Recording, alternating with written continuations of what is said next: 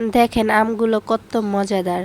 একে তো হলো যে শক্ত, তার উপরে আবার পাকা, মানে এটাকে যে কি বলে আমি সেটাই বুঝতেছি না। আসলে আমগুলো মিষ্টি কিন্তু শক্ত, আবার দেখতে হলুদ।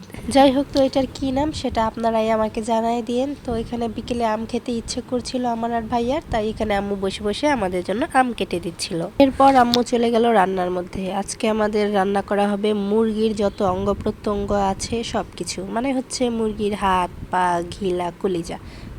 সেই মজা লাগে এটা কিন্তু ভুনা করে খেলে। এই জিনিসটা প্রায় সবাই খায়, কিন্তু অনেকেই আছে যে লোক লজ্জায় বলতে পারে না। বাট খাবার নিয়ে আবার লজ্জা কিসের ভাই, খারাপ তো আর কিছু না। যাই হোক, তো এখানে আম্মু তেজপাতা, এলাচ, দারচিনি, লবণ, পেঁয়াজ, তারপর হচ্ছে আলু সব কিছু একসাথে দিয়ে এবার ভালোভাবে আগে এটা কষিয়ে নিবে।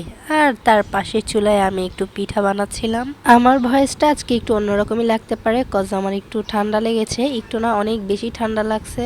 ঠান্ডা লাগুক আর যাই হোক, ভিডিও দেয়া তো আর বাদ দেয়া যাবে না, তাই না? যাই হোক, এই দেখেন পিঠাটা কিন্তু অনেক বেশি সুন্দর হয়েছে। আর এখন আমি চিতই পিঠা বানাইতে বানাইতে এক্সপার্ট হয়ে গেছি। আর এদিকে যখন পেঁয়াজ আলু ভাজা হয়ে গেছে, তখন আম্মু এখানে দিয়ে দিল মুরগির হাত, পা, ঘিলা, কলিজাগুলো আম্মু ছোট ছোট টুকরা করে দিছে। তা না হইলে আবার আমাদের ঘরে কেউ খাইতে চায় না। যাই হোক, টমেটো দিয়ে দিল এখানে টুকরা টুকরা করে। মুরগির মাংসে টমেটো দিলে কিন্তু বেশ মজাদার লাগে।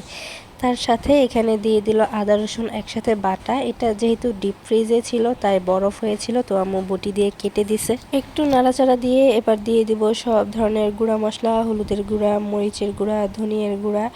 মরিচের গুঁড়াটা আম্মু একটু বেশিই দিছে, কারণ যেহেতু মুরগির হাত, পা, ঘিলা, কলিজা, তো একটু অন্যরকম স্মেল আসতেই পারে, তাই আর কি মরিচের গুঁড়াটা একটু বেশি দিছে। আর সব ধরনের মশলাটাই কিন্তু একটু একটু বেশি করেই দিছে। যাই হোক, এই তো দেখেন এখানে দেখলাম আম্মু আবার ছোট একটা কড়াইয়ে এটা ট্রান্সফার করে দিছিল, কারণ নিচে দিয়ে একটু লেগে গিয়েছিল। তো ওইটা থেকে এটাতে ট্রান্সফার করে ওইটা ধুয়ে আবার এটাতে ট্রান্সফার করে দিছে। মানে কি বুঝলেন? আচ্ছা, যারা বুঝছেন তারা তো বুঝছেনই, আর যারা না বুঝেছেন তাদের আর বোঝা লাগবে না।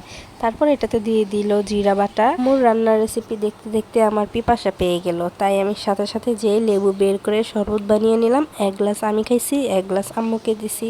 আর ওই যে প্রথমে দেখাইলাম আমি চিতই পিঠা বানাইতেছি, তো ওইটা তো কিছু একটা দিয়ে খেতে হবে, তাই এখানে আমি আখের গুড় চুলায় একটু গরম করে পানি পানি করে নিছি, মানে একটু লুচা টাইপ বানিয়ে নিছি আর কি। না আপনারা কে কি বলবেন, বাট আমার মাথায় যেটা আসতেছে আমি সেটাই নাম দিয়ে দিছি, এখন আপনারা বুঝে নেন। তো সেটা আমি, ভাইয়া, মাহাদি সবাই মিলে একসাথে খাইলাম। দেন আমার ইচ্ছে করতেছিল একটু তরকারি থেকে 2টা মুরগির পা উঠিয়ে খাই। এই তো উঠিয়ে নিলাম। আমার মতো এরকম কে কে করেন বলেন তো? আম্মু যেদিনই এরকম মাংস রান্না করবে ওই দিনই আমার এরকম একটু উঠিয়ে খেতে ইচ্ছে করবেই করবে।